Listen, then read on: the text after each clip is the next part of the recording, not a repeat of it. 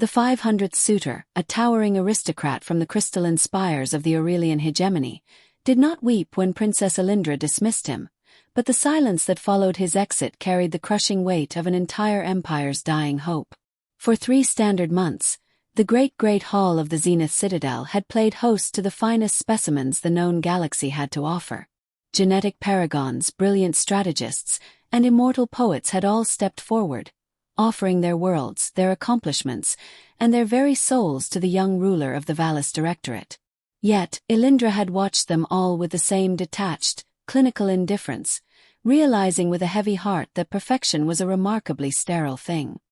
Her people required a leader who understood the messy, unpredictable nature of survival, not a catalogue of flawless statistics, and with every rejection, the pressure bearing down on her solitary shoulders grew more suffocating. Beneath the soaring, translucent arches of the citadel, the air smelled faintly of ozone and recycled oxygen, a sterile atmosphere designed to cater to the delicate respiratory systems of 1,000 different species. The Grand Court was a masterpiece of hyper-advanced engineering, where gravity was a polite suggestion and the lighting shifted dynamically to match the mood of the reigning monarch. At this moment, the illumination was a somber, muted blue. The High Council sat in elevated hovering pods arranged in a strict semicircle around the central dais, their ancient faces etched with growing lines of frustration and disbelief. They had spent decades calculating the optimal genetic and political matches for the princess, and she was systematically dismantling their master plan with a single polite shake of her head. The Grand Chancellor, a frail being whose translucent skin revealed the glowing cybernetic network keeping him alive, leaned forward in his anti-gravity pod. His voice, amplified directly into the consciousness of everyone in the room, carried a sharp edge of desperation. "Your Highness," the Chancellor projected, "you have just dismissed the prime heir of the hegemony. His lineage dates back to the first Starshapers. His physical and intellectual metrics are in the 99th percentile. May we humbly ask what precisely you are looking for, if not absolute perfection?" Elara stood up from her command throne, her long, flowing gown of woven light rippling with shades of silver and deep indigo. She was young by the standards of her long-lived species, but her eyes held the exhaustion of someone who had spent months looking at identical, flawless masks. "I am looking for a soul that has been tested by the universe, Chancellor," Elara replied, her voice ringing clearly through the cavernous hall without the need for electronic amplification. "I am looking for someone who knows how to fail, how to bleed, and how to keep moving forward anyway. These suitors you bring me are products of laboratory tanks and perfectly controlled environments. They do not know struggle. And a leader who does not know struggle will break at the first sign of real chaos." The Chancellor let out a long, weary sigh that crackled through the telepathic link. "Very well. We shall reset the protocols and source another batch of candidates from the outer rim systems. Guards, clear the floor for the next cycle." As the massive, heavy crystalline doors at the far end of the hall began to grind open to let the dejected Aurelian party out, a small, frantic commotion erupted near the primary observation deck. A lone figure was attempting to squeeze past the towering, armored royal sentries, wildly waving a cracked digital tablet in the air. He was small compared to the giants that usually occupied the court, dressed in a faded, oil-stained jumpsuits that had clearly seen better days. His hair was a messy, wind-swept tangle of dark brown, and a streak of black engine grease was smeared across his left cheek. He was unmistakably, profoundly human. His name was Silas, a low-level maintenance technician assigned to the Citadel's massive life support generators. He was part of the small human expatriate workforce that the Directorate employed for the dirty, manual labor jobs that automated drones simply could not handle with sufficient intuition. Silas had not been invited to the ceremony. He was supposed to be in Sector 4 repairing a leaking coolant conduit. "Wait. Just hold on a second," Silas yelled, ducks under the massive, clawed arm of a sentry who was reaching out to grab him. He stumbled out onto the polished, reflective floor of the great hall, his heavy work boots squeaking loudly against the pristine surface. 500 pairs of eyes, ranging from compound insectoid lenses to glowing ocular implants, turned to stare at him in absolute stunned silence. Silas stopped dead in his tracks as he realized he was standing directly in the center of the Imperial court. He looked at the towering alien guards closing in on him, then up at the annoyed High Council, and finally, his gaze landed on Princess Elara standing atop her high dais. But terribly sorry about the intrusion, everyone, Silas said, rubbing the back of his neck sheepishly, smearing the grease on his face even further. I just realized that the Aurelian ship is currently docked right over the main atmospheric venting shaft. If they engage their primary plasma thrusters to leave, they are going to roast the entire east wing of the Citadel. I was just trying to hand over the redirected flight path to the harbor master before things got melty. The High Council stared at him as if he were a primitive primate who had somehow learned to wear clothing. To them, he was an invisible part of the machinery, a biological drone that had malfunctioned and wandered into a sacred ritual. But Elara did not look at him with disdain. She looked at the grease on his face, the scars on his knuckles from years of hard labor, and the fierce, unyielding light of pure determination shining in his eyes.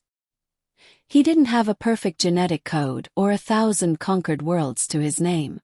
He was flawed, dirty, and utterly out of place. He was real. A slow, genuine smile spread across the princess's face for the first time in 90 days. She raised a slender hand, stopping the heavily armed guards who were only inches away from seizing Silas. Chancellor, Elara said softly, her eyes locked onto the stunned human technician.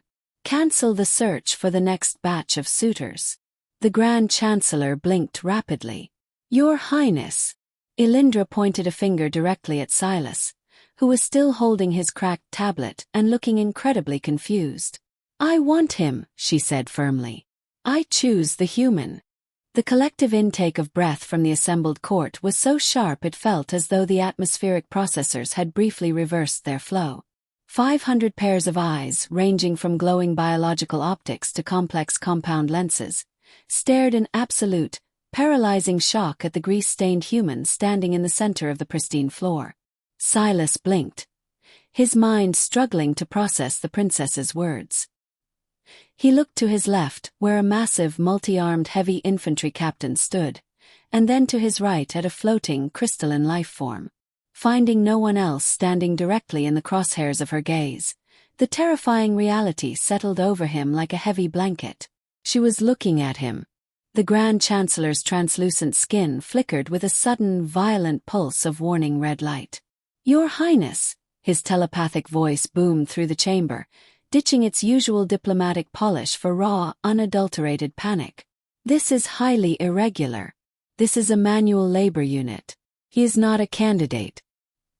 He possesses no lineage, no strategic alliances, and his genetic profile is riddled with the aggressive, chaotic markers typical of his untamed species.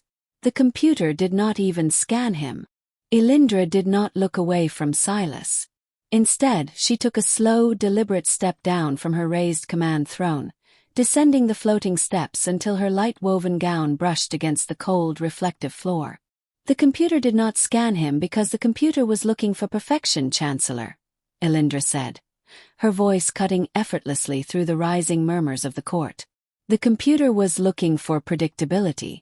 I am looking for a partner who knows how to survive a galaxy that actively tries to kill us. She walked toward Silas, the massive crowd parting before her like water before a prow. The heavy royal guards hesitated, looking to the Chancellor for direction, but the sheer, regal authority radiating from the princess kept their weapons locked in their holsters. Silas stood frozen, his cracked tablet still clutched in his hand, feeling very much like a small rodent that had accidentally wandered onto the hunting grounds of an apex predator. When she stopped in front of him, the scent of her atmosphere-controlled royal perfume hit him. It was a sharp contrast to the smell of hydraulic fluid and recycled air that clung to his greasy jumpsuit. Up close, her eyes were not just dark. They were a deep, swirling vortex of violet light that seemed to read the very core of his being. You came here to save a wing of my citadel from melting, Elara said softly, her voice dropping to a private, intimate level that didn't reach the hovering pods of the council. Not because you were ordered to, not because it would win you favor, but because you saw a problem, and you possessed the courage to fix it yourself. Well, Silas stammered, his voice cracking slightly under the intense pressure of her gaze. I mostly just didn't want my workshop to get roasted, Your Highness. My good soldering iron is in that wing, and those things are a nightmare to requisition from central supply. A small, genuine laugh escaped Elindra's lips. It was a beautiful, unrehearsed sound that had never been heard in the stifling ceremonial atmosphere of the Great Hall. To the horrified council members above, it was the sound of an entire political dynasty collapsing. To Silas, it was the most terrifyingly beautiful thing he had ever heard. Honesty, Elindra murmured, tilting her head slightly. A trait your 500 predecessors seemed to have bred out of their bloodlines in favor of flawless flattery. Princess, the Chancellor interrupted, his anti-gravity pod drifting aggressively lower. This farce cannot proceed. The protocols of the Directorate are absolute. If you reject the 500 vetted suitors, the selection falls to the High Council to decide by committee. You cannot simply pull a wandering grease monkey off the floor and declare him the future consort of the Valis Directorate. It is a violation of the foundational charter. Elindra turned her head slightly, looking over her shoulder at the desperate council. Her expression hardened, the playful light in her eyes replaced by the cold steel resolve that had allowed her ancestors to unite a warring galaxy. The foundational charter states that the reigning monarch has the absolute right to choose a partner who demonstrates exceptional merit in the preservation of the state. He just saved a vital sector of the Citadel from a catastrophic thermal event caused by your perfect Aurelian suitor's careless parking. That sounds like preservation to me. But he is human, the woman in the adjacent pod protested, her feathers puffing out in agitation. They are short-lived, physically fragile, and they haven't even mastered level 7 quantum mechanics yet. They are a frontier species. And yet, Elindra countered, turning back to Silas, when the great swarm of the 10th sector attacked the outer colonies, it was the frontier fleets of humanity that held the line while our advanced allies debated the economic impact of sending aid. Humans do not wait for permission to be brave.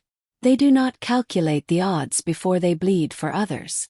She reached out, her slender pale hand hovering just inches away from Silas's grease-stained knuckles. It was an invitation, a bridge being offered across a vast, impossible social chasm. What is your name, human? She asked. Silas, ma'am, he replied, his heart hammering against his ribs so hard he was convinced she could hear it. Just Silas, third-class systems technician. Well, Silas, Elindra smiled, her voice carrying a quiet challenge that resonated in the air. I am tired of looking at perfect masks. I want to see what a human can do when given the resources of an empire.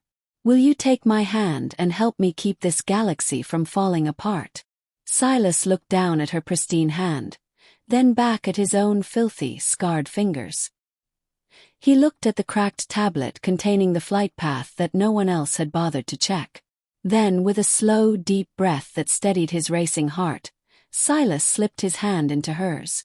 The moment Silas's calloused, grease-smeared hand closed around the princess's delicate fingers, a low, subsonic hum resonated through the floor of the great hall. The central computer, recognizing the manual completion of the royal selection protocol, automatically registered the physical connection. Above them, a massive, crystalline display flickered to life, bathing the stunned audience in a soft, golden light.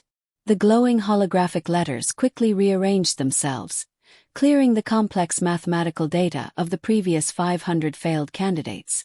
In their place, a single bold line of text locked into position with an echoing chime. Consort selected, Silas of Earth. Status finalized. The Grand Chancellor let out a sound that was half gasp and half electronic static.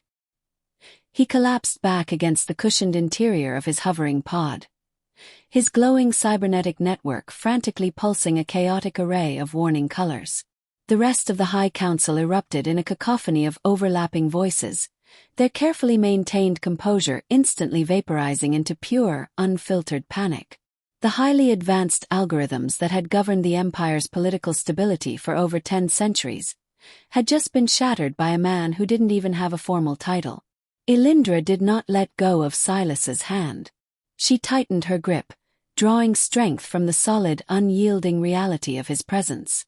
She turned back to the elevated council pods, her chin held high and her violet eyes flashing with fierce, defiant pride.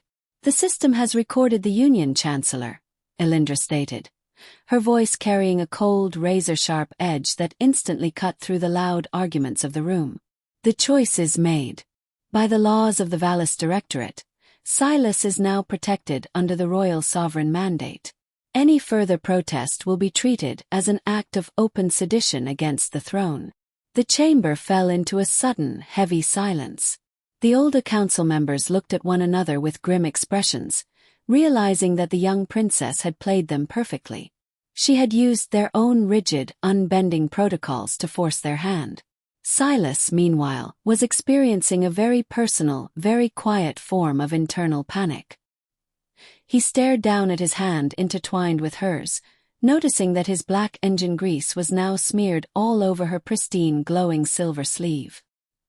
He opened his mouth to apologize, but the words died in his throat when he looked up and saw the sheer wall of pure hostility radiating from the governing council. He had spent his entire adult life fixing broken machines in the dark, dark underbelly of the Citadel. Now, he was suddenly thrust into the center of a galactic political firestorm. "Well," the Grand Chancellor finally managed to say, his telepathic voice sounding weak and exhausted. "You may have forced the registry, Your Highness, but you cannot force reality. The 5 great houses will never accept a frontier mechanic as their peer. The trade guilds will revolt, and the military command will view this as a sign of extreme weakness. You have not chosen a partner. You have chosen a civil war." "Then I will teach the great houses how to adapt," Elindra replied calmly. "And if the military command views the fierce, unyielding loyalty of a human as a sign of weakness, then they have forgotten the very lessons that built this empire in the first place." She turned back to Silas, her expression softening instantly. The intense, cold mask of a ruling monarch melted away, leaving behind the warm, curious eyes of the young woman who had been searching for something real. "Come," she said gently. "We must get you out of the Great Hall. The Council needs time to process their defeat, and we need to discuss how a third-class systems technician plans to help me run a galactic empire." Silas could only nod dumbly. He let her lead him away from the center of the hall, his heavy, clunky work boots squeaking awkwardly with every single step. The massive, armored royal sentries, now bound by the finalized computer registry to protect him with their lives, smoothly fell into a tight defensive formation around the unlikely pair. They marched past the remaining court dignitaries, who watched them pass in a state of absolute mouth-open disbelief. They exited through the private, gilded archways reserved strictly for the royal family, leaving the chaotic noise of the arguing court far behind. The heavy, soundproof doors sealed shut with a soft hiss, plunging the private corridor into a peaceful, ambient silence. Elindra finally stopped walking and released his hand. She turned to face him, leaning her back against the cool, smooth wall of the corridor. She let out a long, shuddering breath, her shoulders sagging as the crushing weight of the day's performance finally caught up with her. "I imagine this is not how you expected your afternoon shift to go, Silas," she said, offering him a small, apologetic smile. "To be perfectly honest, ma'am," Silas said, looking down at his boots and rubbing the back of his neck with his free hand, "I was mostly just hoping the mess hall would have the good protein paste for dinner tonight. This is definitely a bit of a step up from that." Elindra laughed again, the sound bouncing pleasantly off the narrow walls of the private corridor. "You have a remarkable talent for understatement. It is a refreshing change from the constant, exhausting grandiosity of my court." "I'm glad I could provide some entertainment," Silas said, his voice turning a bit more serious. "But the Chancellor is right about one thing, Your Highness. I don't know the first thing about politics, star shaping, or level 7 quantum mechanics. I'm just a guy with a hydro wrench who knows how to keep plasma from leaking into the air scrubbers." "Why me? Truly." Elindra stepped forward, closing the distance between them. She looked up into his eyes, her gaze earnest and searching. Because when the Aurelian suitor made a mistake that threatened to vent plasma into the atmosphere, he didn't even notice. He was too busy reciting his own lineage. But you noticed. You didn't care about protocol, or who was watching, or the danger. You just acted to save others. That is the human spirit, Silas. That is exactly what my sterile, dying empire needs to remember. A heavy silence followed her words, stretching comfortably in the quiet corridor. Silas looked down at his oil-stained boots, processing the sudden, staggering weight of expectation she was placing on his shoulders. He was a human who took pride in a well-fitted hydraulic gasket, not in the sweeping maneuvers of interstellar governance. Yet, as he looked back up at Elindra, he didn't see a terrifying, all-powerful monarch demanding blind obedience. He saw a lonely leader reaching out in the dark for a hand that wouldn't slip when the pressure intensified. He realized then that his ability to fix things didn't have to stop at capital ship engines. The entire empire was a massive, complex machine suffering from severe friction, and he knew exactly how to handle friction. "All right," Silas said, a slow, determined grin breaking through the dark grease on his face. "I may not know a thing about your high-level quantum mechanics or the grand strategic posturing of the great houses, but I do know people, and I definitely know how to track down a leak before it blows the whole system apart.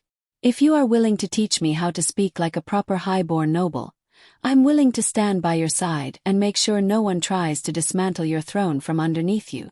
Elindra's violet eyes crinkled with genuine relief and joy. "I think that is a perfectly acceptable trade, Silas of Earth. You bring the practical common sense, and I will bring the political shielding. Together, we might actually stand a chance of dragging this rigid, traditionalist directorate kicking and screaming into the new age."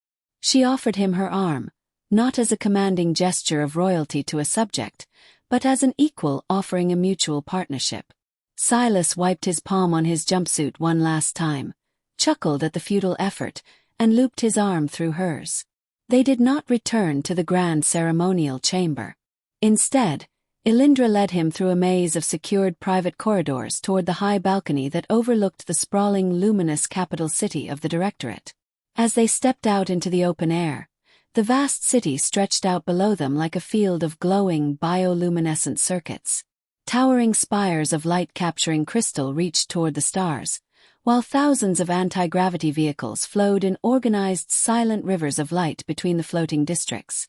Above it all, the massive defensive rings of the citadel rotated slowly against the black backdrop of the cosmos, a shining monument to the Empire's absolute, uncontested dominance. Yet, Silas could see the subtle signs of decay that others overlooked. Several of the outer district power grids were flickering with micro-brownouts, a clear sign of aging infrastructure and poor maintenance. The traffic patterns of the supply vessels were sluggish, bottlenecked by overly complex bureaucratic protocols that favored tradition over efficiency. It was a magnificent, breathtaking machine, but it was desperately in need of a major tune-up. "It is beautiful, isn't it?" Elindra whispered, leaning her forearms against the cool balustrade. "But it is fragile. My council looks at this and sees an eternal monument to our perfection.